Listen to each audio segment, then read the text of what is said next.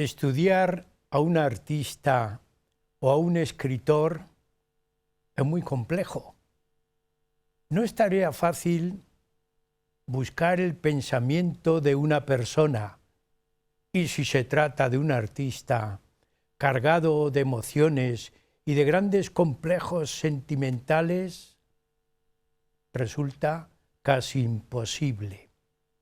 Pues esto le ocurre a un gran personaje escritor español llamado Miguel de Cervantes.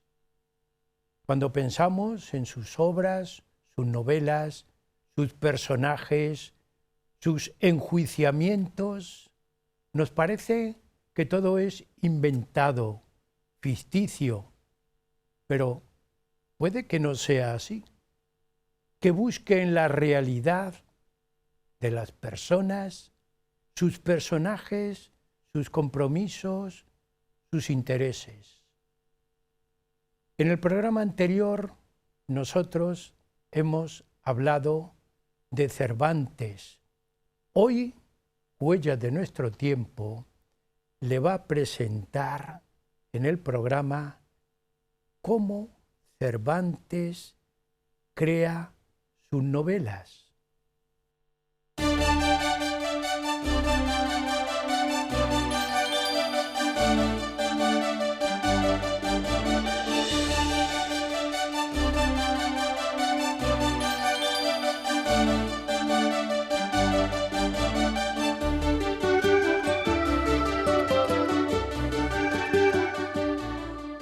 En este segundo programa que emitimos sobre Cervantes, recordamos que ya en el anterior habíamos presentado el libro en donde aparecía este planteamiento, cómo las novelas de Cervantes están basadas en personajes ficticios o en hechos y personajes reales.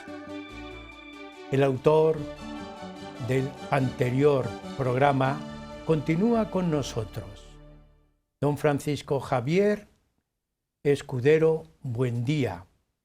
En el libro, en el programa anterior, había planteado esta idea. ¿Realmente todo es ficticio?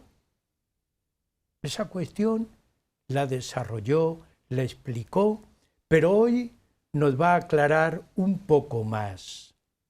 Don Francisco Javier Escudero Buendía es doctor en Humanidades, licenciado en Derecho, un gran estudioso de toda la vida y obra de Cervantes.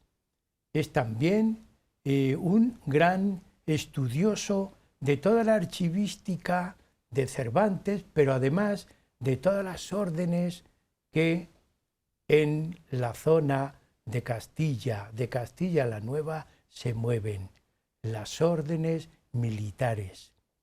Como estudioso no para. Escribió su tesis doctoral que se presentó en el programa anterior, pero continúa publicando. Hoy, además de darle la bienvenida, le voy a dar la primera pregunta junto a la bienvenida. Bienvenido al programa. ¿Qué tal, don Andrés? Me da miedo usted con la pregunta que va a hacer. Pero ¿cómo crea Cervantes sus novelas? Porque yo ya tengo que hacer esta cuestión interrogando, porque después de todo el programa que vimos anteriormente, ya empiezo a no solamente a dudar, sino a indagar. Ya estoy yo también en ese camino. ¿Será Cervantes un copiador de personas y de acontecimientos o le sirven como modelos y pretextos para...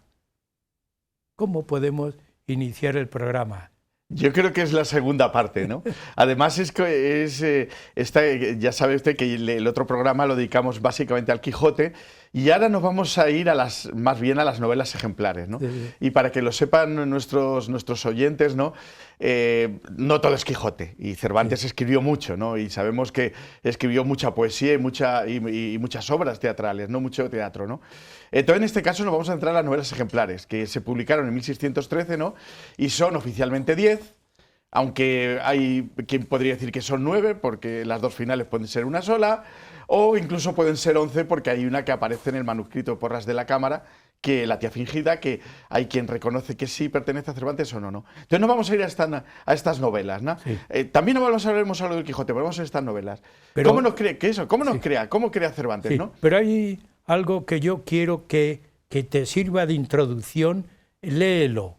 Una frase importante. Una frase bastante importante, porque además, porque yo creo que esto nos va a ayudar, ¿no? Evidentemente, es cierto que Cervantes lo pone en boca de un personaje suyo. Además, concretamente, un personaje que es Berganza, que es un perro. O sea, ni siquiera es un humano, es un perro que aparece en el coloquio de los perros. Pero ahí, y ya sabemos la complicación que tiene el identificar personaje con ficción y lo que dice un personaje con la opinión real del autor, ¿no? Pero esto yo creo que sí es de Cervantes, ¿no? Pues dice, pues todo lo que has visto es nada, comparado a lo que te pudiera contar que noté, averigüé y vi de esta gente.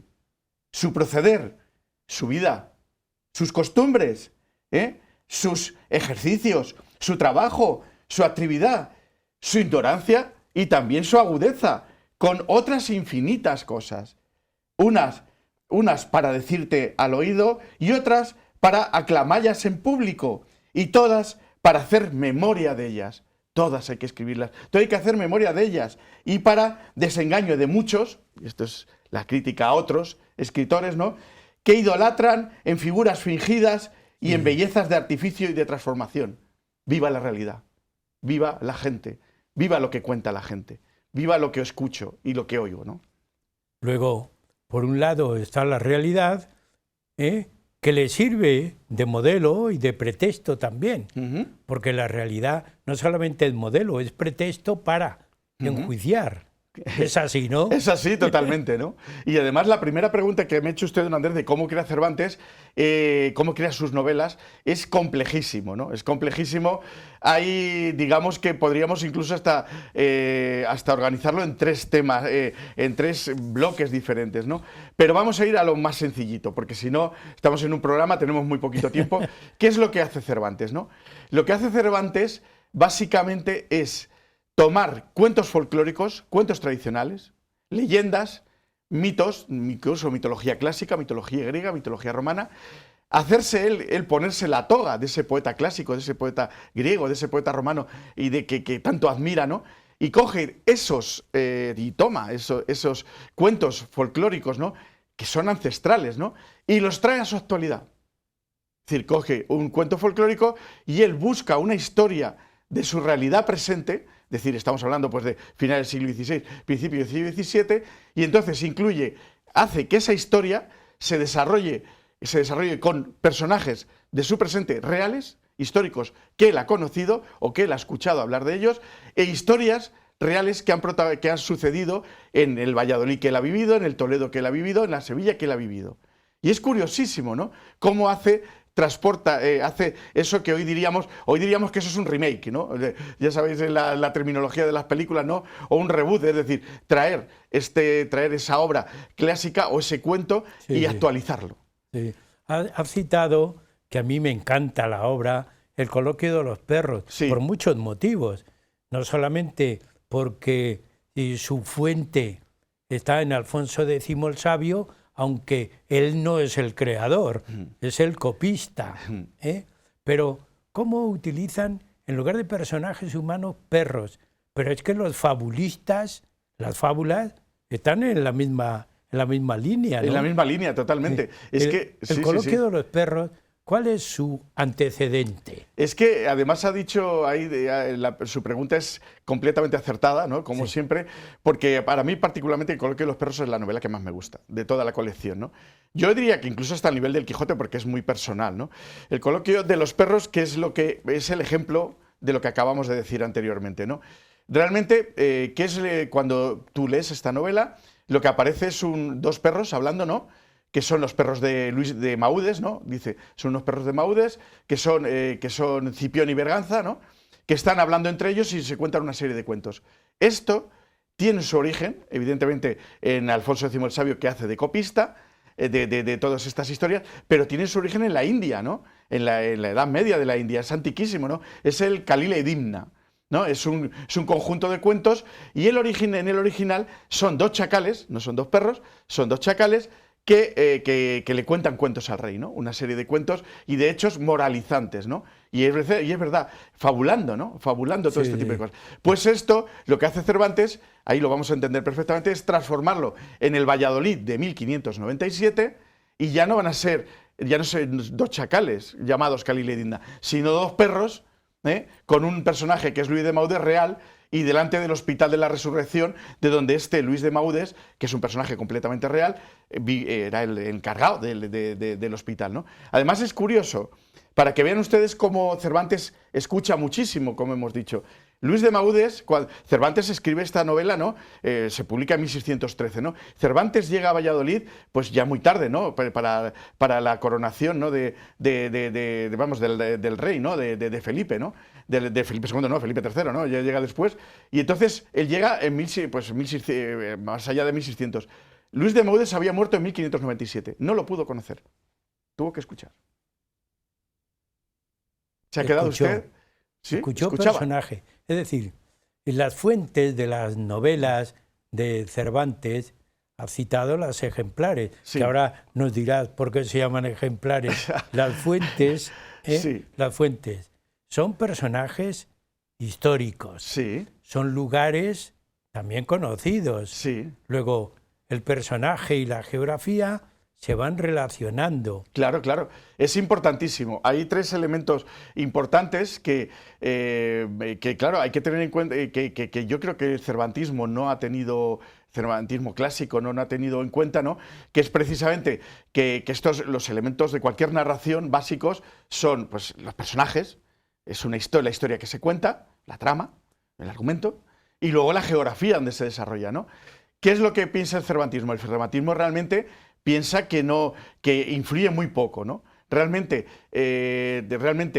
solamente se piensa que autobiográficamente Cervantes aporta de su propia vida el cautiverio. Bien, pero Javier, el cautiverio es un periodo de tiempo muy pequeño. Muy pequeño, claro. Y además, no lo sé, la imaginación se puede desbordar. Cuando hablamos de un artista, pintor, escultor, músico, y escuchamos y vemos sus obras, decimos, ¿dónde está aquí la influencia?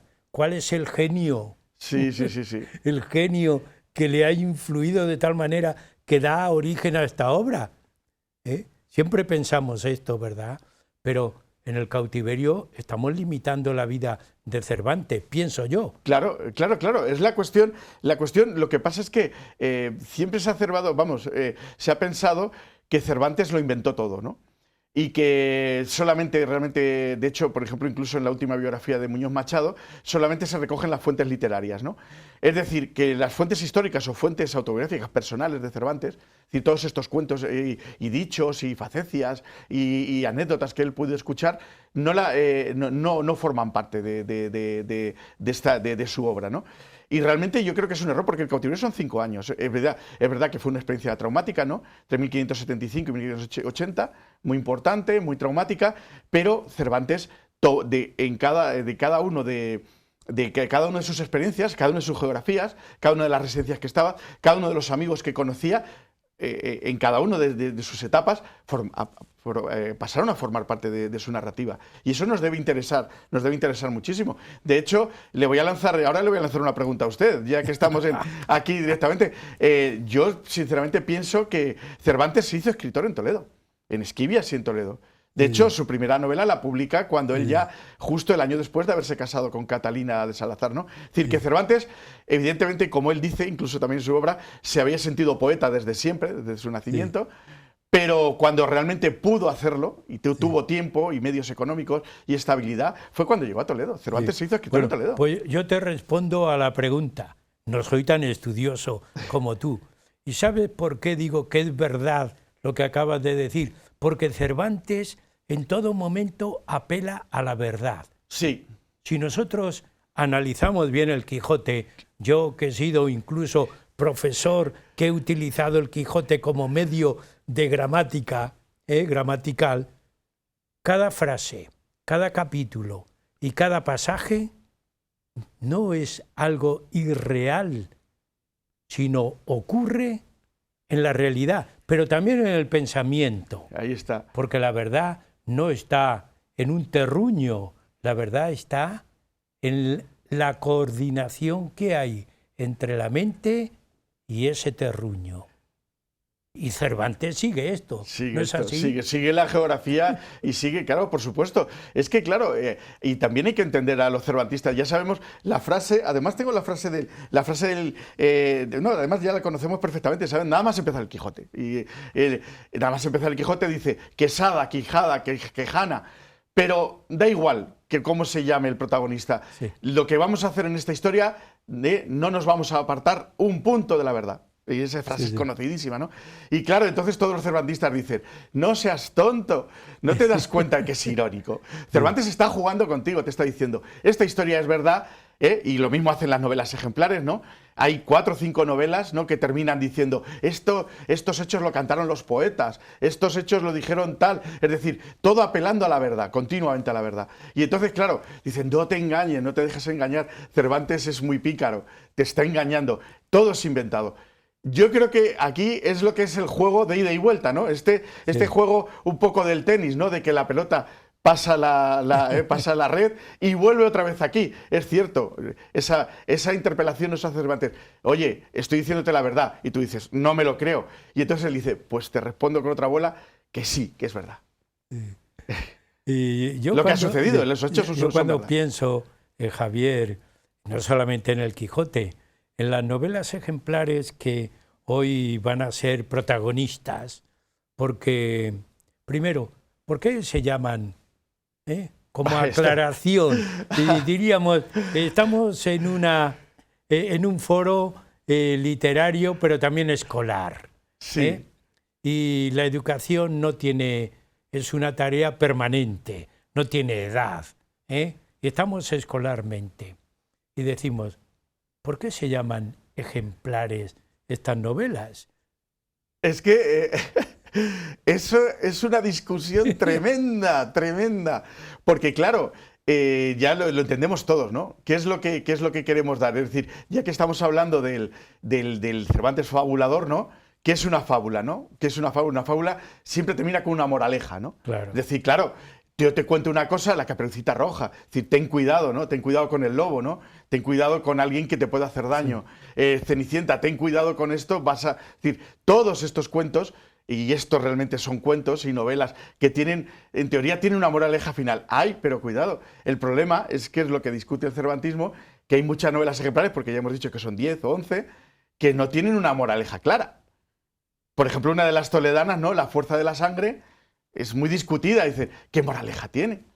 ¿Qué moraleja tiene, en principio, un estupro, ¿no? Un estupro que ha habido de una y tal, que luego acaba casándose con su estuprador. Sí. ¿Eso qué moraleja tiene? Ya, es decir, que realmente hoy día no acabamos de entender. Realmente lo que Cervantes está buscando, lógicamente, es dar esas moralejas, esos ejemplos, ¿no? Esos ejemplos de que tenemos que aprender de cada uno de estos cuentos, vamos a aprender una lección. Claro. Pero hoy día hay muchos que opinan que no nos da lección. Mira, si analizamos otras obras de la literatura, el Conde Lucanor, por poner un ejemplo. Sí, que es... Sí. Siempre termina con un par de versos, dice, y tuvo a bien, dice así la obra, y tuvo a bien, y lo concentró en estos versos. ¿De acuerdo? Sí. Pero Cervantes no lo hace, pero no por ese motivo no hay moraleja. Sí. Ahí es donde está, si está él buscando la verdad, también anima a descubrir esa verdad. Ahí está. Y ahí está quizá, eso es lo que me agrada. Claro, y ahí precisamente en esto que estamos viendo de los personajes y estamos viendo de estas historias reales, ¿no? Que no se ven, ¿no? Entonces, realmente, y este engaño que es de que estamos hablando, es lo que a la hora de buscarlo, es lo que lo que nos va a dar la verdadera profundidad y el significado que quiere decir de muchas de estas novelas, ¿no? Y realmente, precisamente, eso que hemos hecho de intentar pensar que no hay realismo en estas novelas, ¿no?, nos ha hurtado el entenderlas muchas veces, ¿no? El entender el significado verdadero que tienen, ¿no? Y precisamente esta moraleja, ¿no?, o este final, ¿no? En el caso, vamos, si quieres ya podemos pasar a hablar de los hechos reales que hay de muchas de ellas. Es que yo te voy a preguntar, de todas estas novelas vas a citar un contenido muy breve. Claro, son muchísimas. Bien, pero lo importante es que, si es fácil, que yo pienso que sí, que identifiques el personaje escrito con el personaje real que existió. Claro. ¿Por qué no empezamos con la española inglesa? Sí, la española inglesa es... ¿De qué trata la novela? Claro, la española inglesa es algo extraordinario. Y además es que, de hecho, don Andrés, estuve ayer hasta altas horas de la madrugada leyéndome nuevos artículos sobre esta novela. Es muy curiosa. Este es el ejemplo clarísimo de por qué entendemos que Cervantes inventa y no toma de la realidad, ¿no? ¿Qué es lo que no aparece en la española inglesa? Resulta que es la historia de una niña, ¿no? De una niña que es secuestrada, ¿no?, en el saco de Cádiz en 1596, aunque eso también está discutido. Sí. El saqueo de Cádiz, ¿no?, que los ingleses hacen, se la llevan un noble altísimo, se la llevan a la reina, a ver a la reina. A una católica secuestrada, niña pequeña, se la llevan a ver a la reina católica. Uno de los nobles que hay alrededor de la reina se enamora de él, se enamora de ella, se quiere casar con ella, ¿no? Pero ella no, ella dice que no, se quiere ir con su amor verdadero, ¿no? Y entonces a ella la llevan en una carroza, le hacen una serie de cosas, la intentan envenenar, y entonces que eso tiene un trasfondo religioso y vallisoletano muy importante, ¿no? Y entonces esta niña pues se va, al final sale huyendo y acaba en Sevilla. Bueno, todo, decir, y luego unas peripecias, es decir, claro, el que lee esto dice, esto es totalmente inventado, esto y tal. Pues es una historia real. Es la historia real de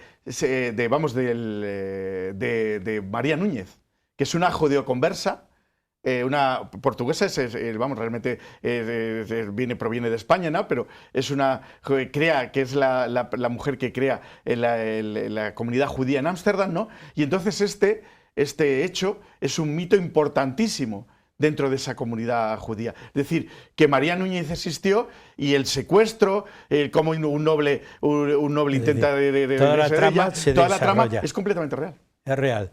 Hay otra obra en esta primera parte, todavía sí. podemos, La gitanilla. Por contraste. La gitanilla es maravillosa, es maravillosa. Por contraste. Claro, la gitanilla es maravillosa, claro. ¿Qué es lo que tenemos?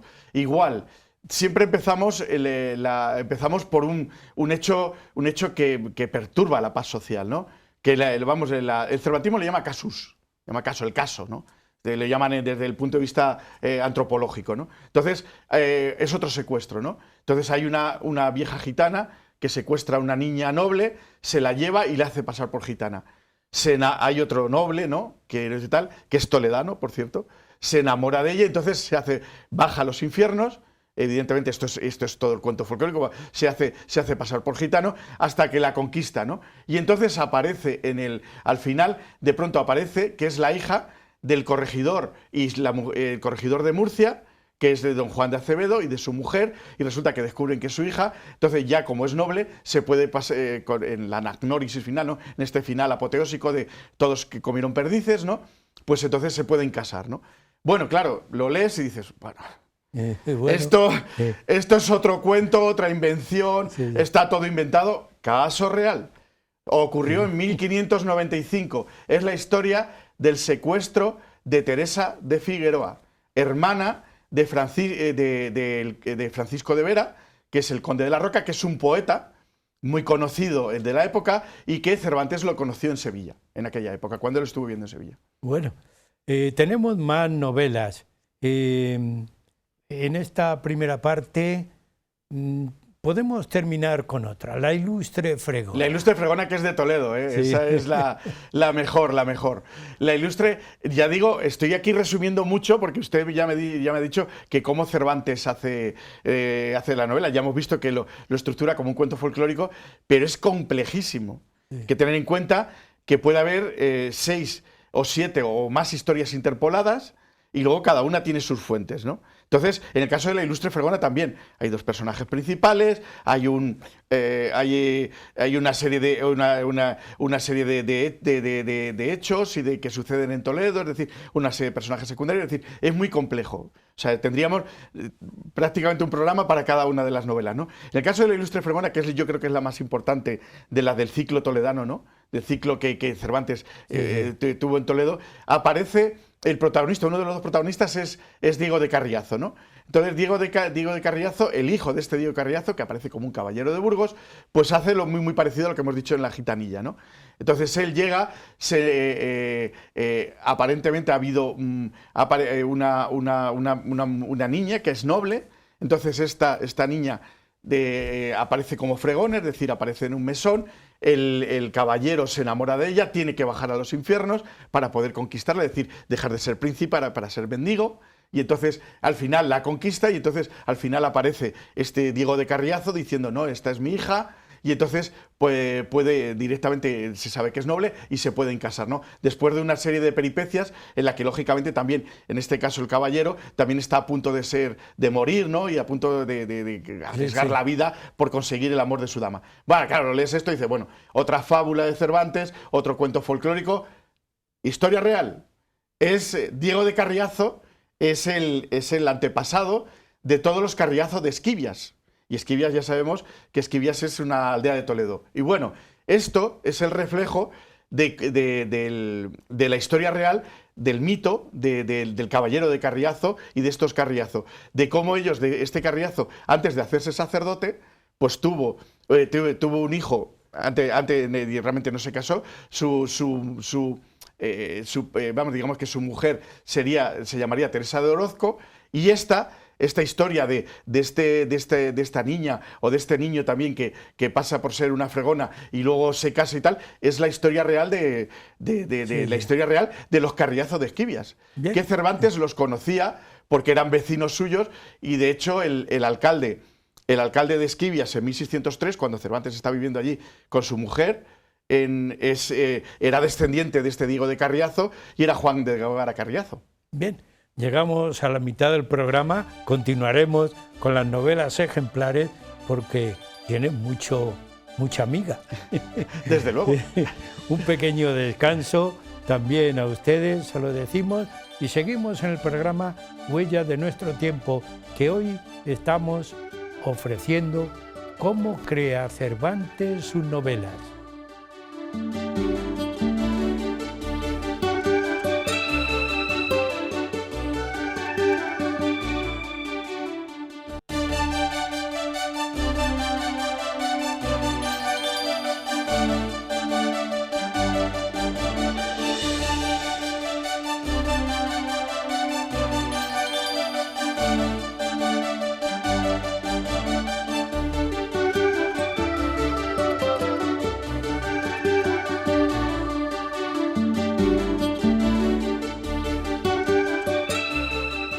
Continuamos en el programa Huellas de nuestro tiempo, en el camino que nos ha marcado Cervantes.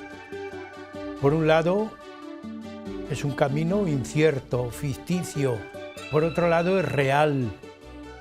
Nos está llevando de la mano el autor del programa anterior con su libro, don Francisco Javier Escudero, y nos lleva de la mano desde el Quijote a las novelas ejemplares. Nosotros muchas veces tenemos que buscar atajos, porque meternos en la vida de este gran personaje que no es tan fácil. El anterior programa hablando del Quijote, hoy hablando de las novelas ejemplares. Y nos habíamos quedado en alguna enunciada desarrollada y buscando el personaje real, porque tu gran trabajo, tu tesis y tu preocupación, Javier, es decir, un inventor, claro que inventa, pero también inventa apoyándose en algo. Y en este caso, el literato inventa la literatura, pero tú estás buscando geografía, hechos reales, en donde se apoye personajes reales conocidos por él o no conocidos, pero transmitidos por otros el personaje. Y todo esto es el trabajo de tu investigación.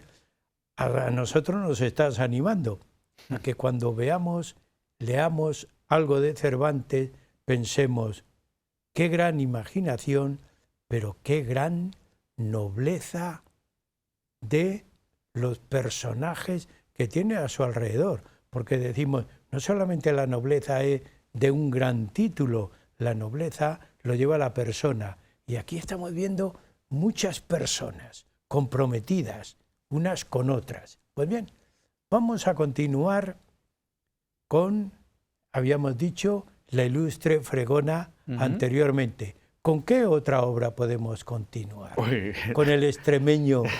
El extremeño, que no nos olvidemos tampoco de Talavera y de Extremadura. Otro día tendremos que dedicar un programa a Talavera, ¿eh? Sí. Talavera, ¿saben ustedes que es el solar de los Cervantes? Se lo consideran su casa. O sea, de la familia Cervantes. De la familia Cervantes, sí. El origen. El origen de la familia Cervantes, ellos decían que estaba en Talavera de la Reina. Sí, además lo dicen documentalmente, ¿eh? O sea, aparece documentalmente y además y lo saben, los talaveranos lo saben, ¿no? Que aparecen en las actas todos los Gómez de Cervantes y todo, aparecen muchos Cervantes, esos actas me refiero medievales, ¿no? O sea, es decir, que y eran familia directa de Miguel de Cervantes, ¿no? Y él, vamos, lo consideraba y por supuesto Cervantes lo incluye, ¿no? Pero vamos a darle, ya que ya digo, ya dejamos este caramelillo para Talavera, ¿no? Para próximas citas, pero vamos a irnos a Extremadura. En Extremadura, claro, igual, estamos igual con el tema del celoso extremeño. El celoso extremeño es otro cuento tradicional, otro cuento folclórico ancestral, ¿no? Que es el viejo celoso, ¿no? Cervantes lo trata 2 veces, ¿no? Entonces, en otro entremés lo trata también. Y entonces llega y dices, bueno, es la historia, pues ya lo sabemos, ¿no? La historia de un hombre, vamos, un hombre que en un momento determinado, bueno, es indiano, se va a América, se hace rico, viene muy mayor, y entonces ya después de ser soldado, después de tal, pues viene, entonces coge una mujer muy joven, y entonces, claro, se muere de celos y la encierra en su casa, ¿no? Se casa, ¿no? Se casa con ella, y luego, pero la deja encerrada en su casa, y entonces entonces las peripecias para liberarse y para volver, y para entrar y tal, y diversas versiones, ¿no? Del cuento, ¿no? Hay una versión más suave, que la que publicó, y luego otra versión anterior, ¿no? Es decir, y entonces, claro, todos pues llegamos y decimos, bueno, pues evidentemente, ¿qué es lo que dice el cervantismo? Celoso extremeño. Pues celoso extremeño es porque es extremado, pero Extremadura no tiene nada que ver. Curiosamente, el protagonista, Felipo, ¿no? de Carrizales. Felipo de Carrizales, de pronto resulta que Cervantes tiene que cambiar el nombre, porque piensan que se está refiriendo a Felipe II, al rey, y entonces le censuran a Cervantes. Y tiene que cambiar el nombre para que no parezca que el rey Felipe, está hablando de él y que es un celoso, ¿no? Y entonces, claro, decimos, bueno, pues ya está claro, esto es una transposición del cuento a la Extremadura, a Sevilla, pero la geografía no tiene nada que ver.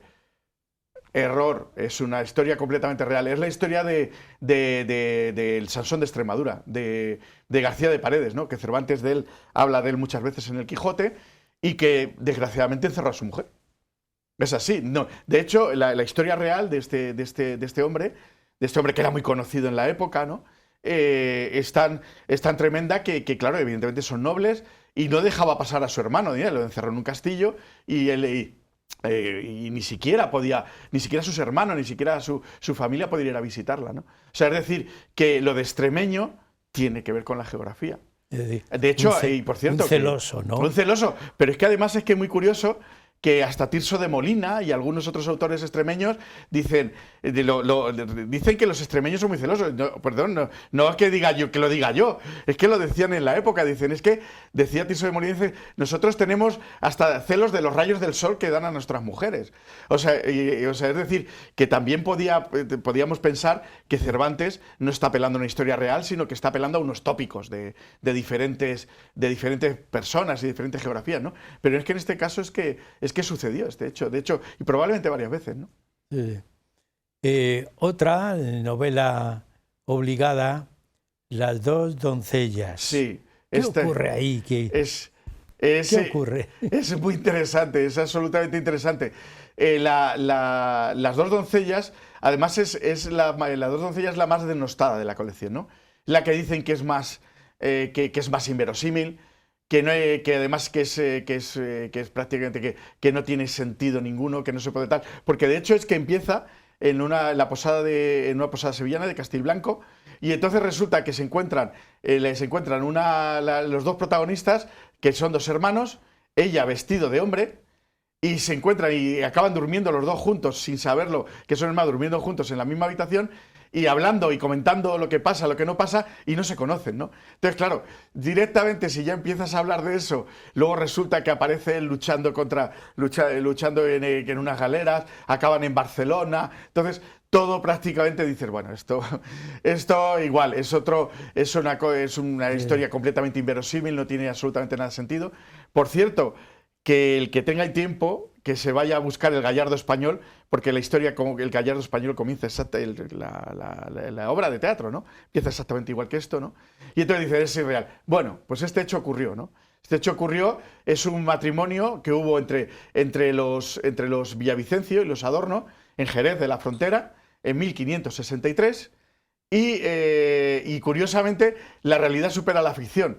Porque en la realidad, aquí parece que todo fue irreal y tal, pero en la realidad evidentemente eran dos amigos, eran dos cuñados, peleando por la misma mujer, pero luego resulta que al final el yerno acabó acuchillando al suegro. O sea, es decir, que supera incluso hasta la ficción que luego Cervantes hace, ¿no? De todas formas, esta novela, y es mucho decir, históricamente y políticamente, es decir, sobre las ideas políticas de Cervantes, es la más interesante de toda la colección. El cervantismo dice que no tiene interés y, sin embargo, por sus fuentes y por todo lo que la rodea, es la más interesante. De todas las novelas. De todas las novelas, junto con La gitanilla.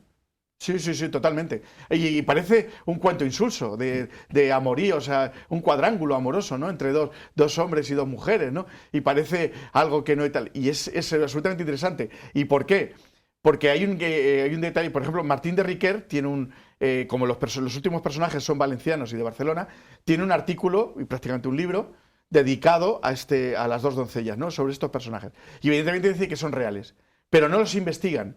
Cuando investigas estos personajes, que son Pedro Vique, ¿no? Que es un general de galeras, que es el marqués de Guadalest, que es Granollers, ¿no? También, que es de Barcelona. Cuando tú investigas estos personajes, resulta que los tres fueron condenados a muerte y los tres enemigos de la monarquía. ¿Qué hace Cervantes? Diciendo, de pronto termina su novela diciendo, estos grandes héroes, qué bellas personas han ayudado, ¿no? A mis protagonistas de ficción los ayudan, son maravillosos, cuando resulta que los tres han sido condenados por la Inquisición, condenados por la justicia civil, incluso a muerte. De hecho, ahora mismo lo van a ver ustedes, el documento que ustedes van a ver sobreimpresionado en la pantalla, es la condena a muerte de uno de ellos, que lo condenaron a muerte a que le cortaran la cabeza en la Plaza Mayor de Madrid. Y se libró por esto poquito. Ahí tenemos el documento. Sí. Este es el documento original vamos, este concreto son declaraciones de testimonios de Jerez de la Frontera cuando hablan de esta historia de amor que ocurrió, esta historia de amor y celos y de caballeros peleándose unos con otros, ¿no? Y de amistades rotas precisamente por estos celos. Que no hemos inventado nada, y eso que ha pasado tanto tiempo. Ya. Bueno. Pues vamos a continuar y vamos a seguir. Vamos a dejar de momento las novelas ejemplares, pero a lo largo del programa se ha ido planteando que Cervantes tiene distintas situaciones como persona geográficamente en España. Y todo eso da origen a unos ciclos que repercuten, ¿verdad?, en su literatura, en sus novelas, en sus trabajos, claro. Es decir, dónde está, en cuánto tiempo vive en esos sitios. Hay quien piensa, según te escuchamos, Javier, que en el cautiverio por lo menos redactó el Quijote. No hay conocimiento exacto, pero bueno, vamos a admitir ciertas situaciones. Pero el resto no. Claro. El resto influye dónde vive, cuánto tiempo vive. Y eso se llaman, tú lo has llamado ciclos. Ciclos. Sí. ¿Cuántos ciclos vamos, por lo menos en este programa, a citar? Sí, y además, sé que le va a sorprender, fíjese lo que dice lo de Antonio Reyazas sobre lo que dice, por ejemplo, sobre tiene un libro que se llama Andalucía en las novelas ejemplares y habla de la geografía, ¿no? Y dice, Cervantes utiliza siempre los espacios desde una perspectiva prioritariamente literaria. La geografía es literaria, guiado por las exigencias mismas de cada una de sus obras, y no, por tanto, por los detalles realistas y costumbristas del entorno. Esta es Antonio Reyazas, además muy conocido aquí también en Toledo, ¿no? Catedrático de la Universidad Autónoma de Madrid, un insigne cervantista, ¿no? Entonces dice, no, perdona, Cervantes no es costumbrista, a él no le interesan los detalles. La geografía, bueno, literariamente sí. Nosotros vamos a estos ciclos. Ciclos realmente, es decir, hay muchos, ¿no? ¿Qué es lo que yo he hecho, ¿no? ¿Qué es lo que hablamos también en el anterior programa? Vamos a coger los personajes, vamos a coger las historias y las vamos a expandir, ¿no? Y las vamos a colocar por áreas temáticas, digamos, en este caso por áreas geográficas, ¿no? A ver cuál tiene más peso, cuál es más peso y tal. Y entonces resulta que volvemos a lo del cautiverio. ¿Cautiverio tiene peso? Sí, lo ponemos en una balanza, pero resulta que hay otros lugares que tienen tanto peso o más peso que el propio cautiverio. ¿Qué es lo que hemos dicho? ¿Qué ciclos? Pues evidentemente Toledo, ciclo toledano, las comisiones de abastos que él tiene alrededor de Andalucía, Jerez de la frontera, curioso, ha emergido, ¿no?, como un lugar en que dedica 4 obras, en Toledo dedica 4 o 5 obras, y en Sevilla, por supuesto, y Sevilla, la mitad del Coloquio de los Perros, que es lo que hemos hablado antes de su novela final, está dedicada a historias sevillanas, prácticamente la mitad, ¿no? Aparte de lo que ya todos conocemos, ¿no? Y entonces, es lo que hemos dicho antes, Cervantes se siente novelista o tiene tiempo de ser novelista ya cuando llega a Toledo. Cuando él llega a Toledo en 1584, publica la Galatea al año siguiente, porque él es cuando ya tiene estabilidad. Pero es que no es una cuestión de que él solamente tenga estabilidad para escribir, ¿no?, y tenga un lugar y ya no tenga que recorrer los caminos con la mula de un lado para otro, ¿no?, sino que también, que es lo que ha dicho usted, estas experiencias le sirven para tomar personajes y le sirven para tomar historias de cada uno de estos lugares en donde está. El ciclo toledano, por tanto, es importante. Para mí fundamental. Y de hecho el Quijote está ahí en ese ciclo toledano, ¿no? Entonces, claro, es que es importante que entendamos esto, porque claro, todo en un contexto, claro, cuando en el anterior programa hablamos de los personajes del Quijote, ¿no? Si tratamos el Quijote como una isla, que no está integrado dentro de la narrativa cervantina, entonces, claro, es un castillo de naipes que se puede derribar muy fácil. Una teoría, una hipótesis que dicen, sí, claro, muy bien, me parece muy bien que digas que Alonso Quijada es el de Esquivias o que Juan Aldudo de Quintanar era un personaje real, pero luego en el resto de la narrativa no es así, con lo cual no te creo, no creo lo que estás diciendo. Pero en el momento en que vamos a Toledo y a Esquivias, ¿no? Esquivias era una aldea de Toledo en la época de Cervantes, ¿no? Toledo era como un barrio de Toledo, ¿no?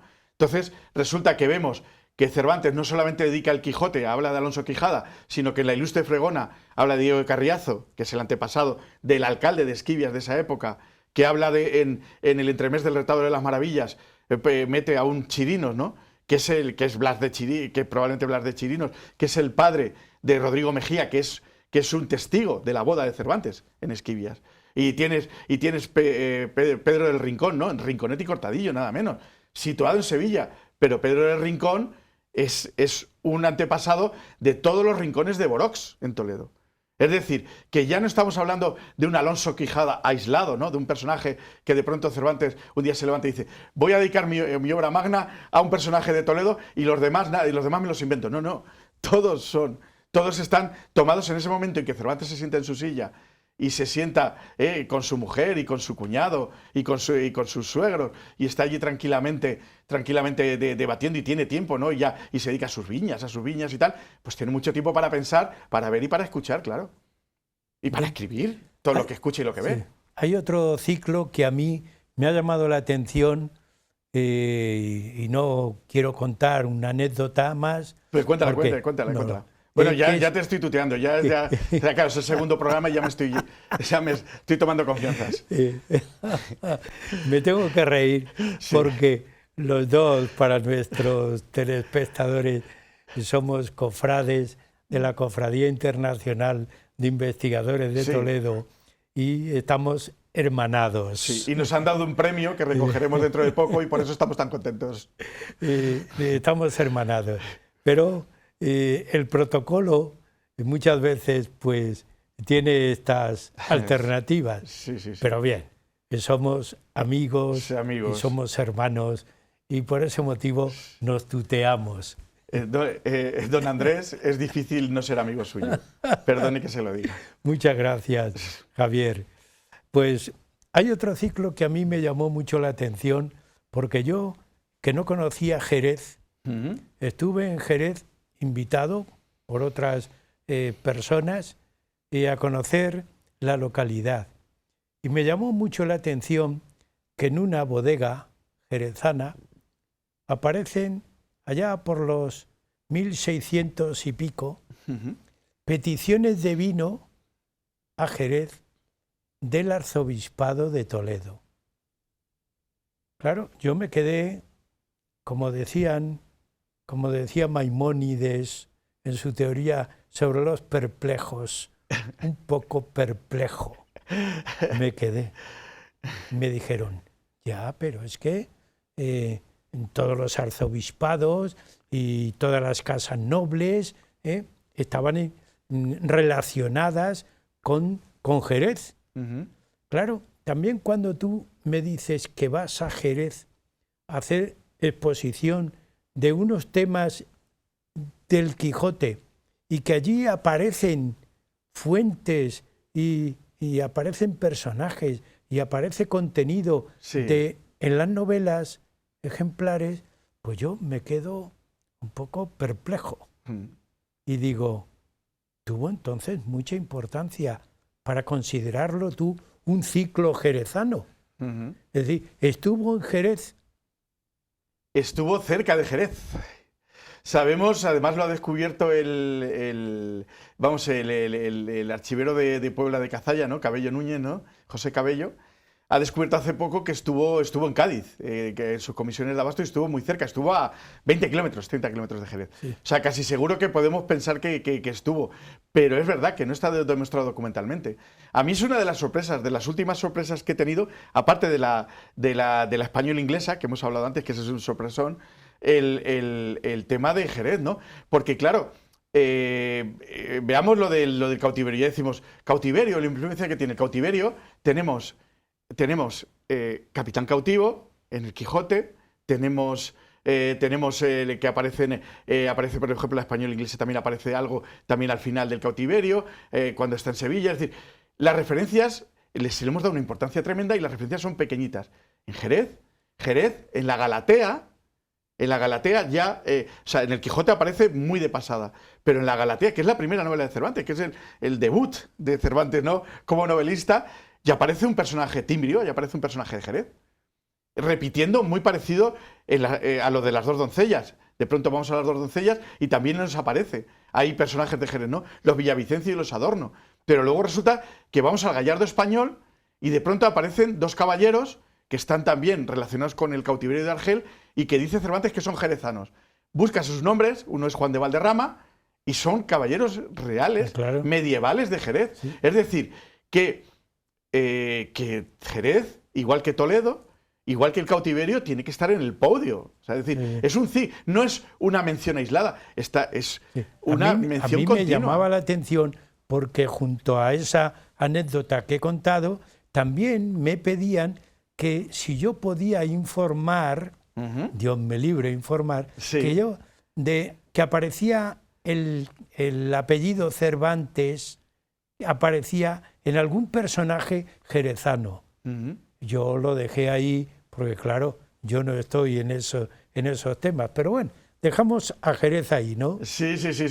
Además es curioso, sí, y volveremos a pero es cierto que todo en la cuestión de los Cervantes. Claro, es que resulta que hay que tener en cuenta, como dijimos en el anterior programa, que tenemos probablemente tres Miguel de Cervantes dando vueltas por España y por toda la Mancha, y que no sabemos muy bien quién es uno y quién es el otro, ¿no? Bien. Brevemente, porque ya estamos en la última parte del programa, ahí quiero hacer una cuestión que tiene peso. El último ciclo que vamos a citar hoy es el sevillano. Sí, el sevillano es muy importante y además ya, si nos queda muy poco tiempo, ya también terminamos con el coloquio de los perros, ¿no? Porque el ciclo sevillano para Cervantes es fundamental, eso ya lo sabemos, ¿no? Hay un libro de un profesor de la Universidad de Extremadura que es José Miguel Teijeiro Fuentes, ¿no? Que se lo recomiendo, que habla sobre la geografía y ya habla sobre la relación de la geografía y sobre la importancia de Sevilla, ¿no? Pero es curioso como todas estas historias, ¿no? La historia de Monipodio, ¿no? O con la española inglesa, cómo termina con Francisco, que evidentemente tanto Monipodio es un personaje real, ¿no? El de Rinconete y Cortadillo, como en la española inglesa, ¿no? Los Hernando de Cifuentes, que aparece citándolo también como un caballero de Burgos que vive en Sevilla, también es un personaje real. Probablemente incluso dice Julio Mayo que familia de Cervantes, ¿no? Entonces, pero realmente todo lo que hemos dicho, el coloquio de los perros termina con Sevilla, pero no está en pelea con Jerez y con Toledo, ¿eh? Sí. Hay una cuestión que, bueno, como resumen de todo este cúmulo de personajes, podíamos hacer, todavía tenemos algún tiempo, los personajes son muchos. Son muchos. Que utiliza. Algunos que destaquen, sí, que podamos señalar. Sí, lo que podemos hacer es, ya saber, como resumen realmente, es que Cervantes es un Cervantes íntimo y personal, cuando hace sus novelas ejemplares, ¿no? Mucho más autobiográfico de lo que se ha dicho.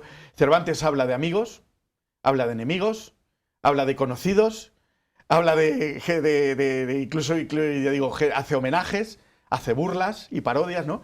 Algunas de ellas ya las hemos visto, ¿no?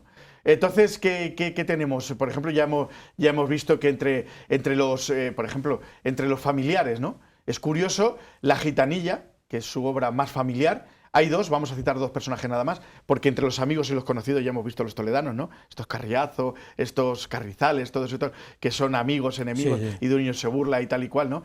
Vamos a ver los dos, por ejemplo, muy curioso que en La Gitanilla, que son personajes de los que cita así muy de pasada, y que son familiares suyos, ¿no? La Gitanilla también es la novela de los poetas, ¿no? Y entonces es curioso cómo en un personaje que aparece, que es el Gorrero Triguillos, que es un personaje que le llamamos bisagra, que es el personaje con el que gira, ¿no? Es decir, que hace girar todo la trama, y cuando todos los personajes van hacia un lado, pues los dirige a otro, ¿no? Casi toda la novela de Cervantes hay ese giro, ¿no? Y ese personaje que hace ese giro. Entonces, el Gorrero ya lo identificó Astrana Marín y Francisco Rodríguez Marín con Antón Ruiz Triguillos, pero no se sabía que tenía que ver con Cervantes. Pues luego resulta que este hombre es cordobés, es familia de los Torreblanca. Los Torreblanca, saben ustedes que la abuela de Cervantes es Leonor de Torreblanca, y resulta que es también antepasado de Juan Rufo. Juan Rufo es un poeta amiguísimo de Cervantes, al que Cervantes le dedica incluso poemas le dedica poemas y le dedica versos laudatorios, tanto en la Galatea como al final, ¿no? Como el viaje del Parnaso, habla de este Juan Rufo. Pero resulta que es familia suya, y le hace una especie de guiño, hablando de un pariente común de los dos, que solamente los dos en la época lo conocerían, que este Triguillos resulta que era primo muy lejano tanto de Cervantes como de Rufo, ¿no? Y Cervantes le deja ahí ese regalito. Bien, nos quedamos en la última parte. el epílogo. Ujú. Autocrítica, melancolía, Sí, pesimismo. sí. ¿Qué podemos? Claro, es curioso. ¿Cómo podemos terminar el programa? Claro, y ahí terminamos el programa porque para que vean ustedes que leyendo, si se lee con cierto criterio, se leen no solamente el Quijote, que las novelas ejemplares y otro y tal, pues ahí podemos ver a un Cervantes, o sea, Cervantes, porque realmente, yo como digo, Cervantes tiene 3 testamentos, ¿no? Tiene el de un testamento literario, que es el Viaje del Parnaso, ¿no? Donde habla de todos los poetas que él conoce. Tiene un testamento familiar y personal, que es el Persiles, que es su novela póstuma, que se publicó ya una vez muerto en 1617, donde habla de su familia. Y tiene un testamento ya, digamos, un poco más personal, ¿no? Más de él como poeta y como autor, ¿no? Que es el Coloquio de los Perros. Y en el Coloquio de los Perros él llega y él mismo dice, a ver si tengo la frase, realmente no tengo aquí, creo que no sé si tengo aquí la frase, sí la tengo, sí. Dice, él habla, por ejemplo, en el Coloquio de los Perros, él se ve a sí mismo como novelista Miguel de Cervantes y dice, saben ustedes que la Galatea es una novela pastoril, ¿no? Su primera obra, él es muy jovencito, tenía 30 y tantos años, ¿no?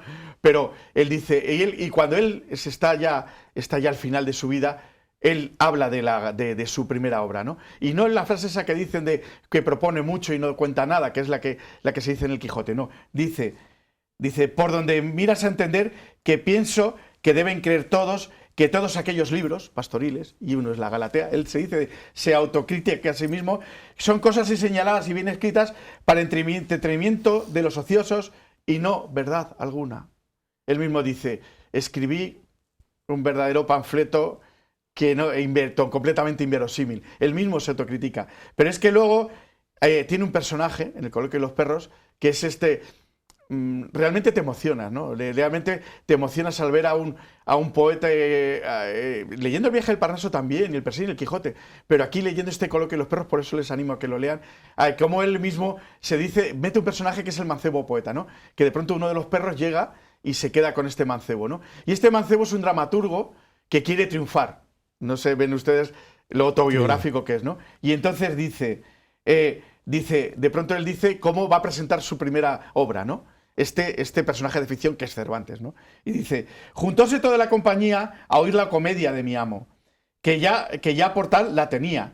Y a la mitad de la jornada primera, 1 a 1 y 2 a 2 del público se fueron saliendo todos, excepto el propio Cervantes, que él se refleja, y yo, que nos quedamos de oyentes. Se quedó vacío el auditorio. Y dice, la comedia era tal que, como ser yo un asno en esto de la poesía, me pareció que la había compuesto el mismo Satanás. Eso se dice del mismo, ¿no? Bien. Y entonces, para total ruina y perdición del mismo poeta, que ya iba tragando saliva, viendo la soledad en el que el auditorio le había dejado.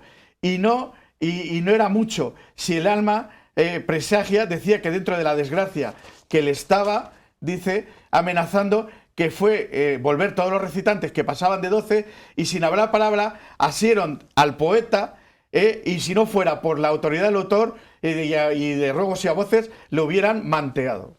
Bueno, pues nosotros no manteamos al autor, pero sí le seguimos.